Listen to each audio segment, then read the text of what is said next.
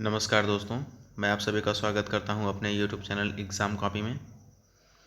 दोस्तों, मैंने सोचा है कि राज्य व्यवस्था को आप लोगों को फिर से अच्छे से और भी ज़्यादा डीप में जा कर के पढ़ाया जाए, समझाया जाए, क्योंकि आप लोगों का रिस्पांस अच्छा मिला। जो पहली जो क्लासेस हमारी राज्य व्यवस्था पर चल चुकी हैं, तो इस बात को ध्यान में रख कर के मैंने सोचा है कि अब और बढ़िया से आप लोगों को पढ़ाया जाए। ठीक है, जो भी नए नए डेटाज जो आ रहे हैं उनको साथ में लेकर के चला जाए, ताकि अगर आप किसी भी एग्ज़ाम की तैयारी कर रहे हैं तो आपका जो क्वेश्चन है वो यहाँ से बन जाए, आप लोगों को कोई दिक्कत ना हो। तो ठीक है दोस्तों, अगर आपने चैनल को सब्सक्राइब नहीं किया तो प्लीज़ सब्सक्राइब कर लीजिए, बेल आइकन को ऑन कर लीजिए, लाइक कीजिए, कमेंट कीजिए और शेयर कीजिए। और आज हमारी राज्य व्यवस्था की पहली क्लास होगी, जिसमें हम देखेंगे संविधान का निर्माण। और इसमें मैं आप लोगों को कुछ टर्म्स भी बताऊँगा जिनको समझना बहुत ज़रूरी है, क्योंकि उनको बिना समझे हम आगे नहीं जा सकते हैं। अगर जाएंगे तो फिर प्रॉब्लम ये होगा कि जैसे मान लीजिए कि अगर मैं क्वासी फेडरल या फेडरल की बात करूंगा और इसका मीनिंग आपको नहीं बताऊंगा, तो फिर आगे चल कर के आप लोगों को दिक्कत होगा, क्योंकि इन सब क्लासेस में नए नए बच्चे भी जुड़ते रहते हैं। हो सकता है कि कोई ऐसा लड़का देख रहा हो जो पॉलिटी को 2 साल से पढ़ रहा हो, तो उसके लिए तो भाई वो समझ जाएगा। लेकिन हो सकता है कि अभी कोई नया लड़का एकदम तैयारी करने के लिए आया है, उसको संघ और अर्धसंघ का मतलब ही नहीं मालूम है, तो फिर आगे पढ़ करके क्या दिक्कत ना हो जाएगा उसको। इसलिए पहले मैं आज जो हमारी क्लास होगी वो बेसिक टर्म्स पर होगी। उसमें मैं आप लोगों को बताऊंगा, ठीक है, कि संसद में क्या होता है, विधायिका में क्या होता है, फेडरल क्या होता है, क्वासी फेडरल क्या होता है, और इससे आगे आगे जो भी टर्म्स आएंगे उनको हम देखेंगे, समझेंगे। तो अगर आपने चैनल को सब्सक्राइब नहीं किया तो प्लीज़ सब्सक्राइब कर लीजिए, बेल आइकन को ऑन कर लीजिएगा, लाइक कीजिए, कमेंट कीजिए और शेयर कीजिए। तो अब मैं वीडियो को स्टार्ट करता हूँ। तो हम जो आज देखेंगे वो देखेंगे इंडियन पॉलिटी। ठीक है, इंडियन पॉलिटी,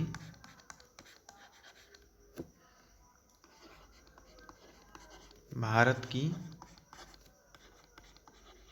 राज्य व्यवस्था, इसको हम देखेंगे, समझेंगे। ठीक है, क्या क्या चीज़ें इसमें हैं। तो राज्य व्यवस्था के अंदर हमें दो चीज़ों को थोड़ा सा अच्छे से समझना है। ठीक है, पहला है कॉन्स्टिट्यूशन,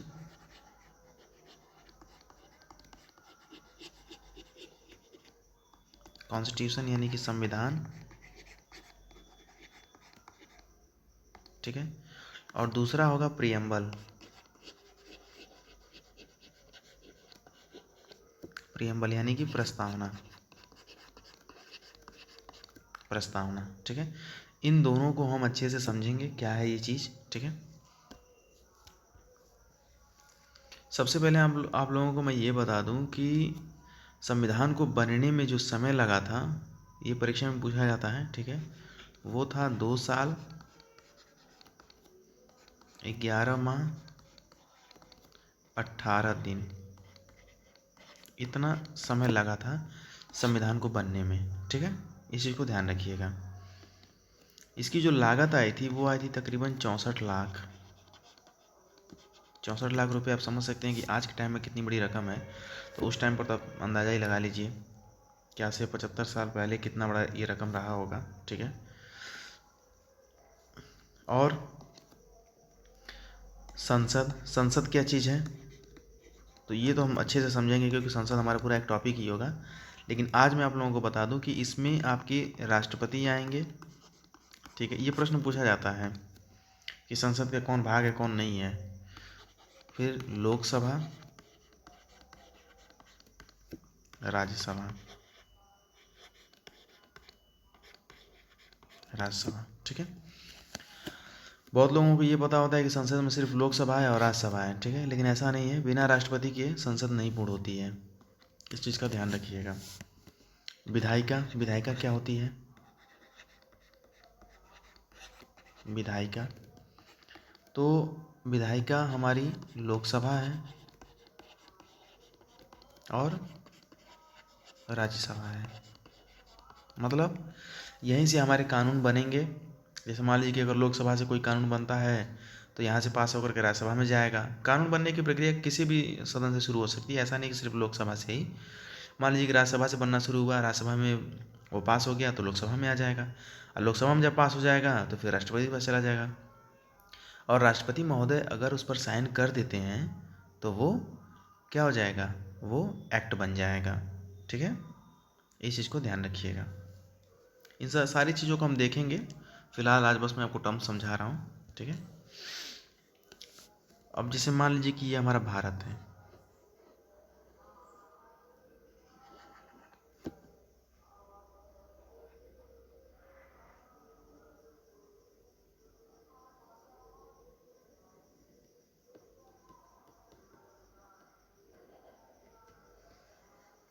सपोज करिए कि ये हमारा इंडिया है। ठीक है, तो इंडिया में 28 स्टेट हैं। ठीक है, ओके, और यहाँ मान लीजिए दिल्ली है।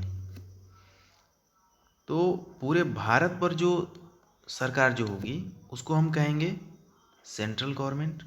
ठीक है, सेंट्रल गवर्नमेंट। और इन जो 2800 राज्यों में जो सरकार होगी उसको हम कहेंगे क्या, स्टेट गवर्नमेंट, स्टेट गवर्नमेंट। ठीक है, अब मैं आप लोगों को बताने जा रहा हूँ क्वासी फेडरल यानी कि अर्ध संघ और संघ के बारे में बताऊंगा। ठीक है, तो पहले हम देखेंगे किसको, अर्ध संघ को।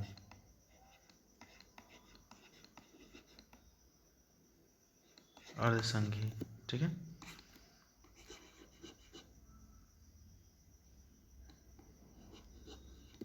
Quasi federal,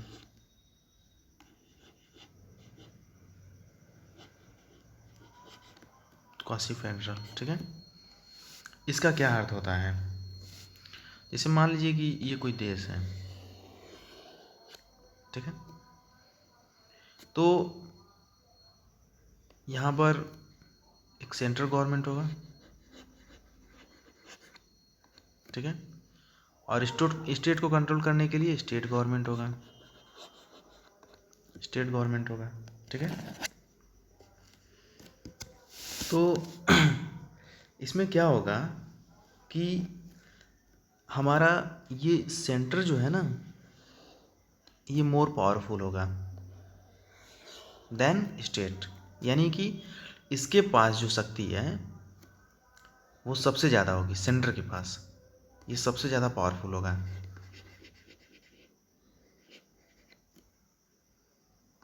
powerful than state, state. ठीक है, यानी कि स्टेट से ज़्यादा ये पावरफुल होगा सेंटर, उसको हम क्या कहेंगे, क्वासी फेडरल। अच्छा, फिर संघी क्या होता है, यानी कि फेडरल। तो इसमें क्या होता है, जैसे मान लीजिए कि वही एग्जांपल हम फिर से लेंगे, सेंटर,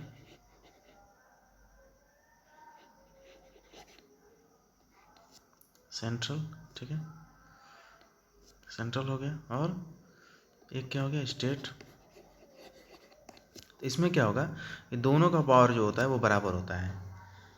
इसका एग्जांपल आप लिख सकते हैं यूएसए। ठीक है, इसका एग्जांपल हो गया, और इसका एग्जांपल हो गया इंडिया, हमारा भारत। भारत जो है अर्धसंघीय है। ठीक है, इस चीज़ को आपको ध्यान रखना है, और यहाँ पे आप सिंबल बना लीजिए ऐसे, यानी कि सेंटर के पास ज़्यादा शक्ति है। इस चीज़ को आपको ध्यान रखना है। ओके, तो हमने क्या देखा, पहला जो था ये था हमारा क्या था, अर्धसंघी यानी कि क्वासी फेडरल, और दूसरा जो है ये क्या है, फेडरल। इसलिए यूएस जो है वो फेडरल है। ठीक ना, जैसे एफबीआई है वहाँ पर। ठीक है, FBI, federal investigation bureau. Okay, इस चीज़ को आप ध्यान रखिएगा। आगे हम देखते हैं, जैसे मान लीजिए ये कोई देश है, चलिए इंडिया है, मान लीजिए भारत, मान लीजिए ये भारत है।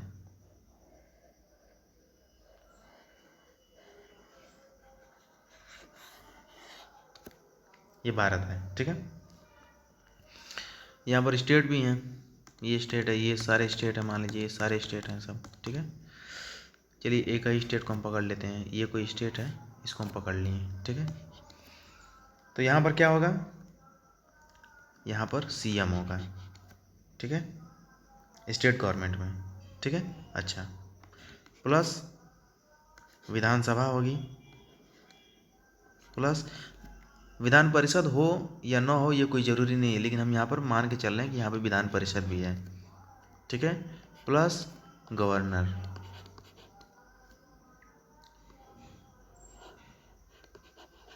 गवर्नर, ठीक है। ये हमारे हो गए स्टेट में, स्टेट में हो गया ये। अच्छा, अब हम मान लेते हैं यहाँ पे दिल्ली है जो कि पूरे भारत पर शासन कर रहा है, ठीक है। तो यहाँ पर क्या होगा, तो यहाँ पर होगा PM plus Lok Sabha plus Rajya Sabha plus president, president, ठीक है। इस चीज़ को समझ करके चलना है हमें। भाई केंद्र हो गया तो सीएम की जगह पीएम हो गया, विधानसभा की जगह पर लोकसभा हो गया, विधान परिषद की जगह पर राज्यसभा हो गया, और गवर्नर की जगह पर प्रेसिडेंट हो गया। ये सारी चीज़ें एकदम एक समान ही चलती हैं, बस थोड़ा सा शक्ति का इधर उधर फेरबदल होता रहता है, ठीक है। इस चीज़ को आपको ध्यान में रखना है, ओके। अब हम देखेंगे कि आखिर में क्या वजह था, क्या परिस्थितियाँ थीं जिसकी वजह से संविधान का निर्माण हुआ। भाई मान लीजिए कि अंग्रेज भी देश चला ही रहे थे, तो क्या आखिर में वजह आया सामने कि अब मतलब कॉन्स्टिट्यूशन बनाना पड़ा, अंग्रेज़ों को छोड़ के जाना पड़ा। तो इन्हीं सारी घटनाओं को हम अब क्रम से देखेंगे। तो मान लीजिए कि हमारा देश जो है 1857 का रिवोल्ट यानी कि विद्रोह देख चुका है, ठीक है। फिर 1905 में स्वदेशी आंदोलन, ठीक है, स्वदेशी आंदोलन, स्वदेशी आंदोलन, ठीक है। आगे 1916 में होम रूल आंदोलन,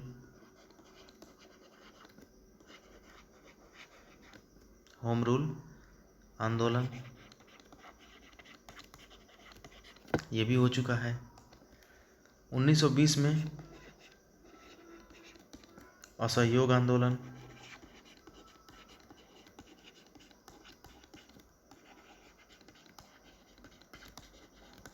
असहयोग आंदोलन हो चुका है।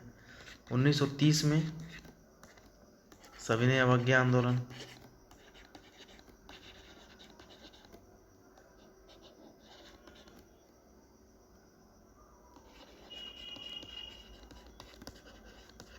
ये भी हो चुका है, ठीक है। ये सारा मैं आप लोगों को क्यों बता रहा हूँ, पहली बात तो ये समझ लीजिए कि ये सब ऑनलाइन क्वेश्चन में डायरेक्ट पूछ लिया जाता है कि होम रूल मूवमेंट कब शुरू हुआ था, तो 1916 बताना पड़ेगा आपको। असहयोग आंदोलन और सविनय अवज्ञा आंदोलन तो पता नहीं कितना बार पूछा जा चुका है, ठीक है। तो पहले तो आप इन सब चीज़ों को याद करिएगा, ठीक है, समझ लीजिए। लेकिन ये सारी चीज़ मैं बता क्यों रहा हूँ, क्योंकि यहाँ पे मैं आप लोगों को एक चीज़ ये समझाना प्रयास कर रहा हूँ कि 1857 में विद्रोह हो चुका है, फिर 1905 में स्वदेशी आंदोलन हो चुका है, 1916 में होम रूल आंदोलन हो चुका है, ठीक है। फिर 1920 में असहयोग आंदोलन हो चुका है, 1930 में सविनय अवज्ञा आंदोलन हो चुका है। कहने का मतलब ये है कि इतना ज़्यादा आंदोलन हो चुका है कि अब लोग जो हैं वो एकदम परेशान हो चुके हैं। अब वो लोग एकदम ये चाह रहे हैं कि जैसे मान लीजिए कि इस सभी घटनाओं के बाद हमें ये विश्वास हो गया था कि हम जल्द ही अब आज़ाद हो जाएंगे, क्योंकि देश में अब एकदम आए दिन एकदम बारी बारी से हमेशा कुछ ना कुछ कोई ना कोई आंदोलन हो ही जाता था, ठीक है। लेकिन सबसे बड़ा प्रश्न जो मन में था वो ये था कि अगर अंग्रेज चले जाते हैं तो फिर ये देश कैसे चलेगा। तो वहाँ से फिर एक मतलब दिमाग में आया कि नहीं, कॉन्स्टिट्यूशन ज़रूरी है, संविधान ज़रूरी है, जो कि जिससे देश का रेगुलेशन हो सके, ठीक है, जिससे देश को चलाया जा सके। तो पहली बार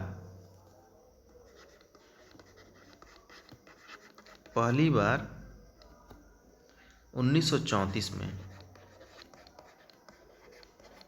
M.N. रॉय, नाम याद रखिएगा, और देखिए मैं लक्ष्मीकांत को कवर कर रहा हूँ तो ये सारे पॉइंट आपको वहाँ पे मिलेंगे, ठीक है।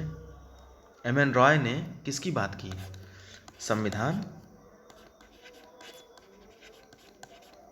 संविधान बनाने की बात इन्होंने किया था, एम.एन. रॉय ने 1934 में, ठीक है। फिर क्या हुआ? फिर 1935 में कांग्रेस ने भी संविधान के बनाने की बात को कबूला। कांग्रेस जो कि उस समय तक एक बहुत बड़ी पार्टी बन चुकी थी, तो 1935 यानी कि उसके अगले साल कांग्रेस ने भी ये बात माना कि नहीं, संविधान होना चाहिए, ठीक है। फिर उसके बाद क्या हुआ? 1938 में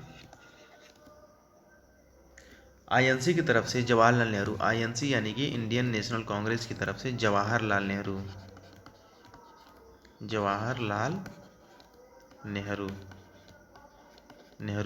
ठीक है।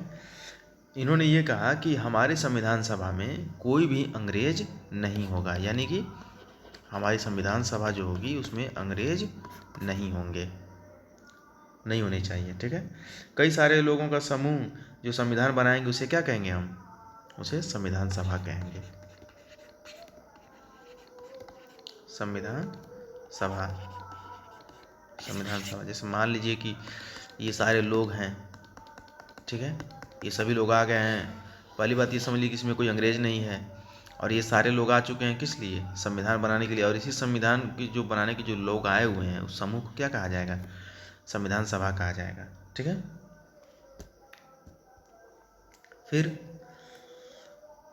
फिर थोड़ा सा हम पीछे की तरफ जाते हैं, थोड़ा सा समझने का प्रयास करते हैं, ठीक है। देखिए 1939 में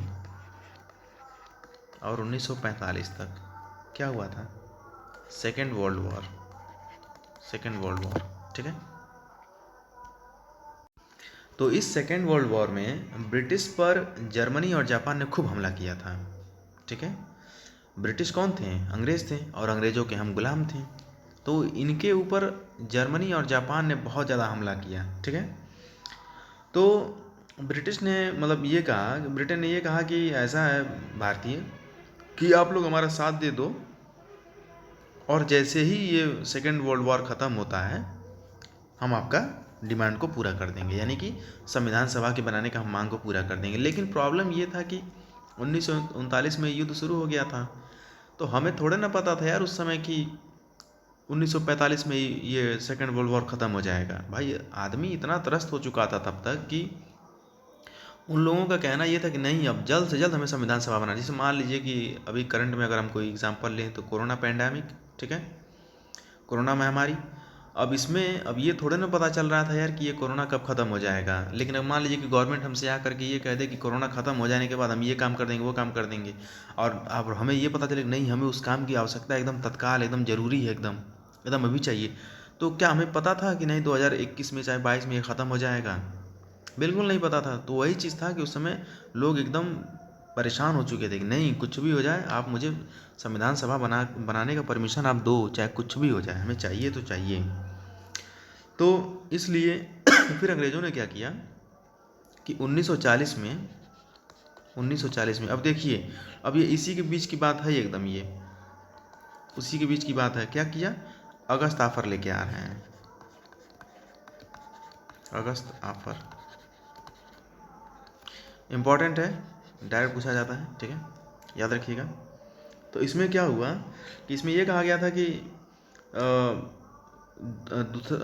ये जो वर्ल्ड वॉर है जब ये ख़त्म हो जाएगा तो हम संविधान सभा बनाएंगे, ठीक है, यानी कि संविधान सभा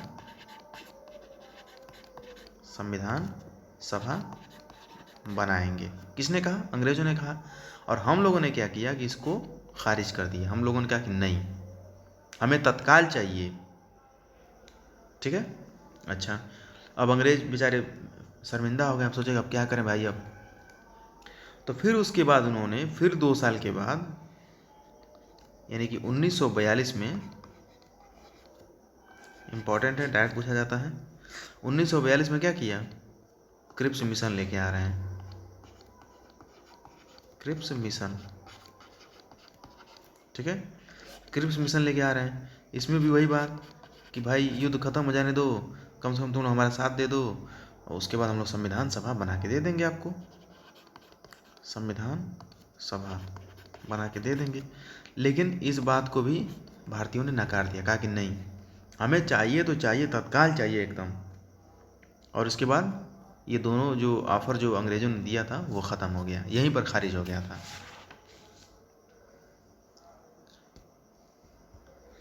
अब देखिए 1942 ये सन काफ़ी इम्पोर्टेंट हो जाता है, क्योंकि इस सन में काफ़ी चीज़ें हुई। जैसे मान लीजिए कि अभी तो क्रिप्स मिशन हमने देखा, फिर क्विट इंडिया मूवमेंट भी हम इसी में देखेंगे, भारत छोड़ो आंदोलन को भी इसी में देखेंगे, ठीक है।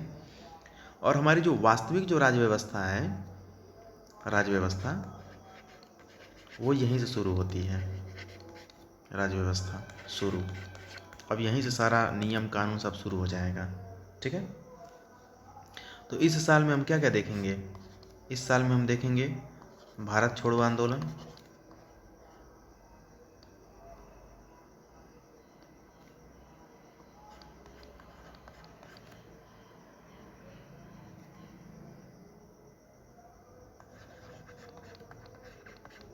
भारत छोड़ो आंदोलन को हम देखेंगे, ठीक है। और इसी मूवमेंट में हम देखेंगे कि किस प्रकार से गांधी जी कहते हैं करो या मरो, करो या मरो। अब गांधी जी भी एकदम अब आप यहाँ पर एक चीज़ थोड़ा सा नोटिस करिए आप लोग, कि एक ऐसा नेता जो कभी भी मतलब मरने काटने पीटने की बात नहीं करते थे, गांधी जी, ठीक है, राष्ट्रपिता हमारे, वो अब ये कह रहे हैं कि करो या मरो। क्योंकि वो भी एकदम अंग्रेज़ों के नीति से एकदम परेशान हो चुके हैं, क्योंकि अब कह रहे हैं भैया ये लोग इतना आसानी से लोग नहीं जाने वाले हैं, अब एकदम समझ लो कि एकदम डू एंड डाई की बात हो गई है, अब कुछ भी करके इनको खदेड़ के भगाना है। तो उस समय को आप लोग थोड़ा सा समझ सकते हैं कि कितना क्रिटिकल टाइम रहा होगा वो, ठीक है।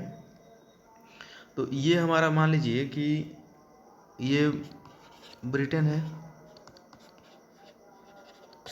ये ब्रिटेन है, ठीक है। अब इसके ऊपर कौन कौन हमला कर रहा है? एक तरफ से जर्मनी कर रहा है, जर्मनी, इधर से जापान भी मार रहा है इसको, जापान भी मार रहा है, ठीक है। यहाँ से क्विट इंडिया मूवमेंट हो गया है, भारत छोड़ो आंदोलन, यहाँ से भारत छोड़ो आंदोलन हो चुका है, यानी ये भी इसको मार रहे हैं सब, मतलब इससे भी ये ब्रिटेन परेशान हो चुका है, ब्रिटिशर जो है परेशान हो चुके हैं पूरा एकदम, ठीक है। और इसी चीज़ की कमी थी अभी, तब तक सुभाष चंद्र बोस क्या करते हैं? सुभाष चंद्र बोस क्या करते हैं? आज़ाद हिंद फौज, आज़ाद हिंद फौज, यानी कि एक तरफ से ये भी एकदम परेशान करने लगे, इनसे भी परेशान। यानी कहने का मतलब ये है कि इनके ऊपर अब एकदम प्रेशर आ रहा है, ब्रिटिशर्स के ऊपर एकदम प्रेशर आ चुका है भाई। जर्मनी भी एक तरफ से हमला कर रहा है, जापान भी कर रहा है, भारत छोड़ो आंदोलन भी हो चुका है, सुभाष चंद्र बोस अपना आज़ाद हिंद फौज लेके आ चुके हैं, ब्रिटिशर्स एकदम परेशान हो गए हैं।